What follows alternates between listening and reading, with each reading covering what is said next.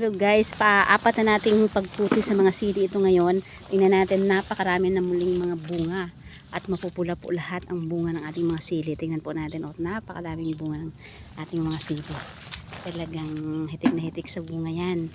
Yan po ay patuloy naming inaabunuhan at nilalagyan ng inaabunuhan ang puno at inaabunuhan yung mga dahon para natili yung mapapansin din natin kapag nakuha na natin yung mga bunga ay nagkakaroon muli ng talbos. Yan yung susunod na bunga na mapapakinabangan natin. Kaya sa ating pagtatanim, tsaga-tsaga lang, nakakaano pa rin tayo kahit pa paano at makapagdadagdag pa rin sa ating mga pangangailangan. Yan po, may mga makikita na tayo mga bulaklak uli sa mga naputihan na nating mga sanga ng mga sili.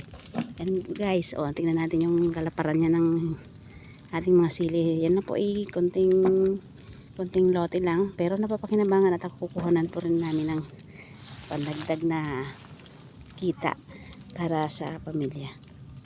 Yan po guys, update ko lang po kayo sa ating nangyayari sa ating mga sili. Marami pa rin tayong mapuputi ngayon ng mga hinog na pwede nating dalhin sa pamilihan. May kumukuha naman po sa amin, medyo mababang presyo lang, pero okay na din dahil hindi namin ilalako kung saan yung aming mga sili. Ayan po, ang dami po. Kahit saan natin tingnan, napakaraming mapupula, nakakatawa po. Pero bandi-bandi sa mapupula, marami rin natin magkita mga beberte.